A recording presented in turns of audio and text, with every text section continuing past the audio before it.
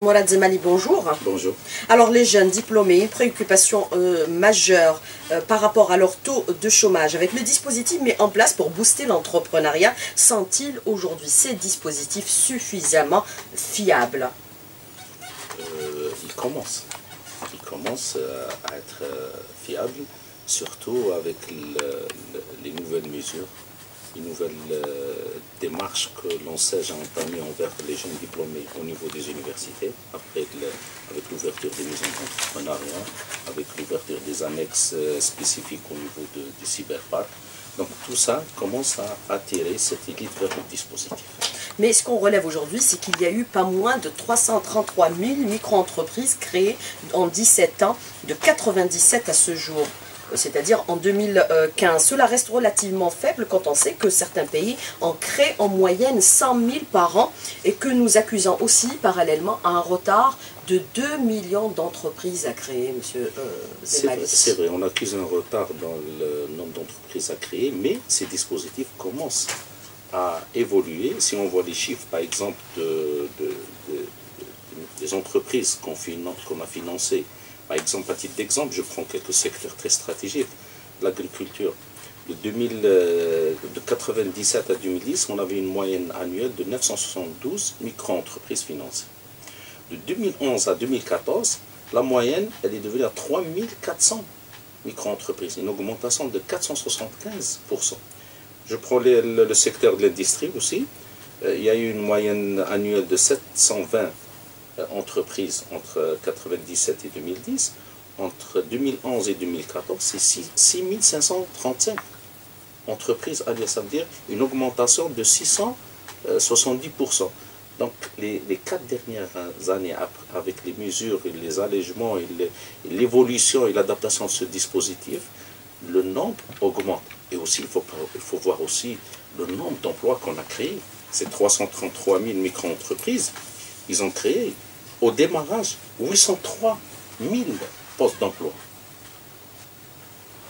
Alors justement, 803 000 postes d'emploi, 333 000 micro-entreprises créées au niveau de l'ONSEJ de 97 à ce jour, c'est-à-dire en 2015. Seulement pour le dispositif ONSEJ, les 333 000, ou tous les dispositifs micro-entreprises existants, CNAN, ANGEM? Non, seulement le dispositif ONSEJ. Si on ajoute ceux de la CNAC et ceux de l'ANGEM, c'est sûr que ça va être encore plus important. Mais avec les mesures prises récemment dans le cadre de la loi de finances où des micro-entreprises ont bénéficié de rabattements fiscaux qui varient de 5 à 12%, est-ce que ce nombre pourrait augmenter très rapidement et prochainement, M. Zemali? C'est sûr, on a constaté toute nouvelle mesure, elle influence automatiquement sur le nombre d'entreprises financées. Et puisque vous parlez des nouvelles mesures de la loi de finances 2015, si vous permettez, parce que c'est très important, c'est la première fois qu'on en parle. Donc, la loi de finances de l'année 2015 prévoit des mesures d'allègement en matière de taxation des micro-entreprises. Ce qu'il faut savoir, l'architecture du système fiscal en Algérie, il y a deux types d'impôts, ou les deux types de régimes. Il y a le régime réel et le régime forfaitaire. Le régime forfaitaire concerne les entreprises dont le chiffre d'affaires ne dépasse pas 10 millions de dinars. Et le régime réel, c'est quand le chiffre d'affaires dépasse les 10 millions de dinars. Donc, la micro-entreprise, avant 2015, elle était soumise à l'impôt réel, quel que soit son chiffre d'affaires. Même si elle avait un chiffre d'affaires moins de 10 millions de dinars, elle était soumise à un impôt réel, c'est-à-dire comme les grandes entreprises, donc elles payent l'IBS, l'IRG, la TAP, la TVA. La loi de finances 2015, donc les nouvelles mesures de la loi de finances 2015, premièrement, le seuil, c'est plus de 10 millions de dinars, c'est 30 millions de dinars, le seuil de l'impôt forfaitaire unique. Et l'entreprise, la micro-entreprise, que ce soit les micro-entreprises qui est dans le cas de l'ONSEJ, l'ANGEM, CNAC, sont soumis à cet impôt forfaitaire unique qui remplace l'IBS, l'IRG. Il couvre aussi la TVA et la TAP, parce qu'avant le jeune, quand il rentre en exploitation, dès le démarrage, il paie la TVA. Donc l'impôt forfaitaire unique remplace tout ça, et son taux, il est de 5% pour les activités de production et de 12% pour les autres activités. Donc c'est un allègement très très important pour les micro-entreprises. Vous avez commencé à les mettre en œuvre puisque la loi de finances est entrée en vigueur à partir du 1er janvier dernier. Oui, on a commencé à les mettre en œuvre à partir du 2 janvier. Et j'ajoute là, avec ces mesures-là, les périodes d'exonération. Avant, 3 ans pour le nord, 6 ans pour les zones à promouvoir et 10 ans pour le sud, n'ont pas été, ils ont été maintenus. Donc, en plus de ces allègements, donc le jeune aussi profite des périodes d'exonération. Mais par rapport à ces dispositifs, l'ANSEJ, est-ce qu'on a un niveau de recouvrement qui est quand même relativement appréciable? Parce que par le passé, on a toujours dit, les jeunes prennent de l'argent, n'investissent pas, ils remboursent. Je vais vous donner les chiffres. Donc en 2011, on avait un taux de recouvrement de 50%, en 2012, 63%, en 2013, 65%, et au 31-12-2014, on est arrivé à 70,40%. Donc les jeunes remboursent. Donc on est à un taux de recouvrement de 70%. En fin 2014, pardon. Justement, aujourd'hui, avec un peu la baisse du prix du baril qui, en très peu de temps, a perdu pratiquement au plus de la moitié de sa valeur, est-ce que l'ANSEJ ne va reconnaître l'austérité budgétaire? Non, non, pas du tout. Au contraire, là, je vous garantis, il n'y a aucune instruction dans ce sens. Et au contraire, les orientations qui ont été données, c'est pour encourager la création d'entreprises. Parce que si on veut édifier une économie moins dépendante des hydrocarbures, il faut promouvoir la création de l'entreprise. Moi, j'ai toujours dit, ces dispositifs, c'est eux l'après-pétrole. Donc, au contraire, on a prévu pour l'année 2014 60 000 2015, 60 000 micro-entreprises pour l'ANSEJ, la CNAC 30 000, donc on va arriver à 90 000 micro-entreprises pour l'année 2015. Donc aucune restriction dans ce sens. Alors promouvoir la création de micro-entreprises, les profils recherchés aujourd'hui, quand on sait que par rapport au décryptage du taux de chômage qui a été communiqué récemment par l'ONS, qui a atteint les 10,6%, 16% sans les diplômés, est-ce qu'il y a plus de possibilités aujourd'hui pour les diplômés de créer leur propre micro-entreprise? Oui, nous on les encourage. Premièrement, pour le chiffre de 16,4%, il faut savoir, ce sondage ou cette enquête a été faite au mois de septembre. Donc, généralement, le mois de septembre, c'est le mois de juillet, août, c'est la sortie des diplômés. Donc, automatiquement, il y a un arrivage très important des diplômés vers le marché du travail. Donc, le taux augmente parce qu'il était en avril à 14,3%. Il est monté à septembre à 16,4%. Je suis sûr avec la prochaine enquête, il va diminuer. Donc, nous encourageons ces jeunes diplômés à venir vers ce dispositif pour créer des micro-entreprises, surtout en ce qui concerne les startups. Donc, il y a un accompagnement spécialisé dans ce domaine-là pour les jeunes qui veulent créer des startups et qui veulent créer des micro-entreprises. Mais est-ce que vous avez un éventail, par exemple, de micro-entreprises qui est très variable aujourd'hui? Puisqu'on a parlé de la fiabilité de la micro-entreprise aujourd'hui, est-ce que vous avez des profils spécifiques? On parle déjà, on est arrivé presque à 798 activités financées par l'ANSEJ. De quel type, de quel ordre? Multiples. Toutes les activités de l'agriculture. Certains disent que les gisements importants aujourd'hui, c'est l'agriculture et le tourisme. Oui, l'agriculture, le tourisme. Ce qu'on constate par exemple en 2014, on a financé le total d'entreprises financées en 2014, on est à 40 856 micro-entreprises. 27% c'est des micro-entreprises dans le domaine de l'agriculture. Donc vraiment, c'est un domaine très, très varié. Je peux vous donner quelques types d'activités financées dans le domaine de l'agriculture. Pardon. Donc on a il y a à peu près 21 activités dans le domaine d'élevage. De l'élevage bovin, l'élevage de caprins, l'élevage d'animaux domestiques. Donc il y a 21 activités. Il y a des exploitations agricoles aussi. Il y a aussi les prestations agricoles, tout ce qui est location d'engins dans le domaine agricole. Donc vraiment, il y a une variété, rien que dans le secteur de l'agricole. Donc on constate qu'il y a une augmentation de 27% entre 2014 et 2013. La même chose pour l'industrie. Il y a une augmentation de 35% entre 2014 et 2013. Par exemple, le cas du transport, il y a une diminution de moins 90%. Donc vraiment, presque c'est nul cette année. C'est le problème des procédures qui quand même restent relativement difficiles. Parce qu'il faut se le dire aussi, 333 000 micro-entreprises créées en 17 ans, cela reste relativement faible. S'il y avait des allègements, on aurait quand même multiplié ce chiffre facilement par 3 ou 4. Oui, on va le multiplier dans les années à venir. Hein. Parce que si on voit les 333 000 projets financés en 17 ans, 50% ils ont été financés dans les 4 dernières années. Donc le rythme augmente. C'est vrai, la bureaucratie, tous ces problèmes-là, freinaient le rythme de financement. Maintenant, avec les allègements apportés au dispositif, je peux citer 2 ou 3. Donc l'inscription se fait à travers un seul formulaire, l'inscription en ligne. Le dossier entre le dépôt et le passage devant la commission, il ne dépasse pas les 15 jours. Au niveau des banques, moins de 2 mois. Donc toutes ces mesures-là ont influencé le rythme de financement de micro-entreprises.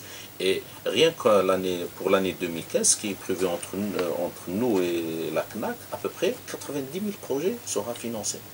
Mais ces allègements dont vous parlez, sont-ils réels aujourd'hui, M. Zemali, ou sont-ils en vigueur à travers tout le territoire national? Parce qu'il est arrivé qu'on reçoit des jeunes et qui se plaignent encore des lourdeurs de procédures et le traitement des dossiers qui prennent parfois jusqu'à 6 mois. Normalement, ils sont réels, et ça concerne tout le territoire national. Je nie pas que peut-être il y a quelques antennes, quelques chansons, il y a des défaillances, mais d'une manière générale, ils sont réels sur tout le territoire national. Est-ce qu'il est nécessaire aujourd'hui, par exemple, de mettre à niveau tout le personnel de l'ANSEJ pour qu'il soit au même niveau d'information à tous les niveaux et traiter les dossiers dans la rapidité? Il est nécessaire et primordial. Vous le faites? Oui, depuis presque 2 ans, il y a des formations continues pour notre personnel. Parce que notre personnel, je vais vous donner un chiffre, 80% du personnel de l'ANSEJ, c'est moins de 35 ans. C'est une vraie pépinière, c'est des jeunes aussi, eux aussi. Donc on est en train de les former. On est en train de les former. Je suis sûr que dans les années à venir, on aura une ressource humaine très compétente. Alors le crédit bail, ça y est? Ça y est. Non. Il n'existe plus. Il n'existe plus. On ne l'exige plus. On l'exige à la plus. création de l'entreprise. Oui, on ne l'exige plus. On l'exige plus. Ça a aussi favorisé la création de l'entreprise. Parce que c'était un élément de blocage du pays. Mais est-ce que, par exemple, au niveau de l'ANSEJ, vous envisageriez peut-être d'aller vers les universités, carrément pour expliquer aux jeunes le dispositif mis en place aujourd'hui? Parce que pour certains, beaucoup ne connaissent pas ces nouvelles procédures qui sont mises en vigueur. C'est vrai, il y a toute une opération de communication, une campagne de communication envers les jeunes et surtout au niveau des universités. J'ai cité tout à l'heure l'ouverture de 50 maisons d'entrepreneuriat au niveau de 50 universités en Algérie. C'est pour rapprocher ce dispositif aux futurs diplômés. Donc, parce qu'on est conscient, ce dispositif réussira grâce à l'élite qui se trouve à l'université. On ne peut pas aussi écarter les jeunes de la formation professionnelle. C'est des diplômés aussi. Oui, c'est des diplômés. Et aussi même, il y a des gens qui ont acquis une expérience. Ça aussi, on essaie de les intégrer, de les orienter vers des formations. Donc, on y travaille sur ce volet. La communication, pour vous, c'est un axe primordial? Très important. Il y a encore beaucoup de choses à faire, mais c'est très important. Est-ce qu'on peut avoir une estimation sur le coût moyen d'une micro-entreprise? Combien coûte-t-elle à l'État aujourd'hui? Puisqu'on parle aussi d'un niveau de mortalité qui reste élevé. Non. On n'a pas le niveau de mortalité n'est pas du tout élevé, il est de 4,27%. Le taux arrêté à fin décembre 2014, on a un taux de mortalité de 4,27%. Et ce taux est évalué sur la base du nombre de projets indemnisés par le fonds de garantie. Donc c'est des chiffres réels. Le taux de recouvrement il est de 70%. Là, j'ouvre une parenthèse. L'année 2014, on a financé à peu près 2000 micro-entreprises par le produit de recouvrement. Donc on n'a pas fait appel au financement de réseau public. Donc le dispositif s'est autofinancé, donc à peu près 2000. Et à l'avenir, peut-être dans 5 ans, 10 ans, un pourcentage très important des projets financement seront financés par les produits de recouvrement. Donc revenons au coût moyen d'une entreprise, ça c'est très très important. Ce qui revient à l'État, donc le coût définitif, ce que dépense l'État pour la création d'une entreprise, il est de 92 118 dinars l'entreprise. Je dis concours définitif. Et le montant pour le coût de l'emploi, 38 162 dinars. C'est vraiment insignifiant. Parce que je ne parle pas de l'apport personnel, je ne parle pas de crédit bancaire où le jeune doit rembourser, le PNR où le jeune doit rembourser. Je parle par rapport au concours définitif de l'État. Donc le coût d'une entreprise est de 92 000 dinars. C'est vraiment insignifiant.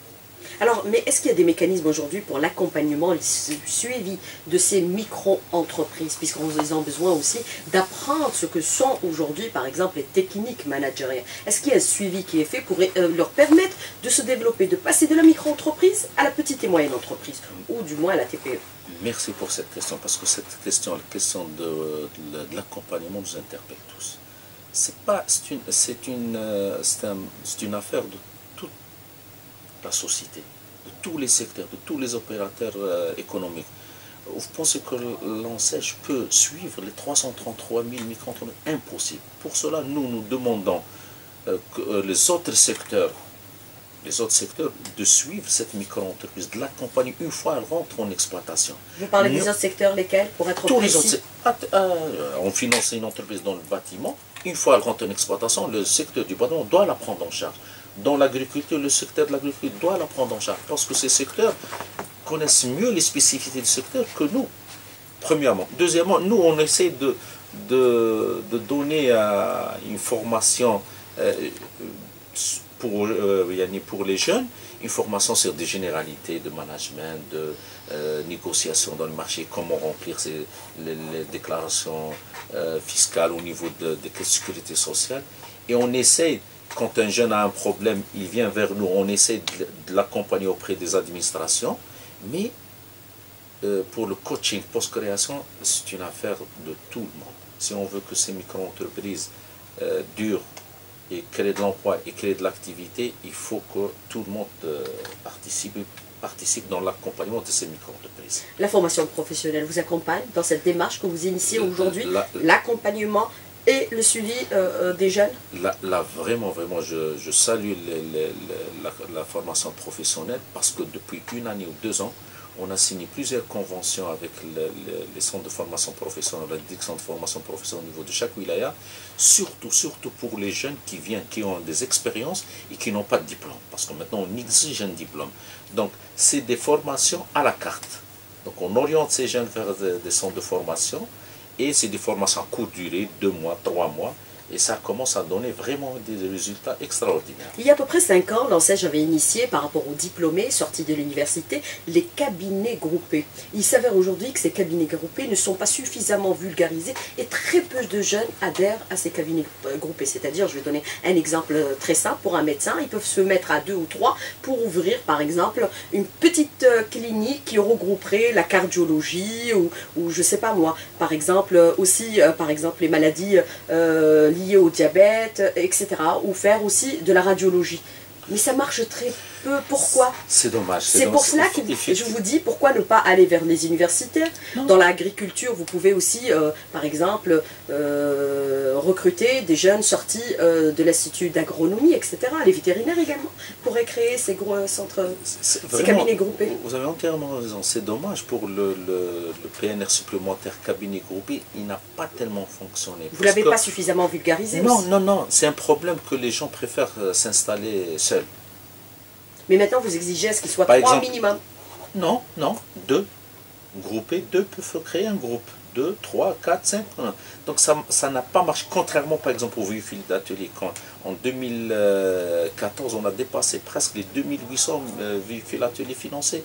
Contrairement au PNR loyer qui est donné pour une seule entreprise aussi, on a dépassé les 3000 PNR loyers octroyés. Pour le cabinet groupé, on a constaté que les jeunes veulent être seuls, ne veulent pas être en groupe. Peut-être parce qu'ils ne sont pas informés ils sont que informés, cela existe. Ils sont informés. Alors, et pour les décisions du gouvernement, est-ce qu'elles sont réellement appliquées? Vous faites un suivi. La commande publique, 20% devrait revenir à la micro-entreprise. Est-ce que c'est effectif? Ou alors seulement on en parle? Non, elle est effective, mais pas comme on veut.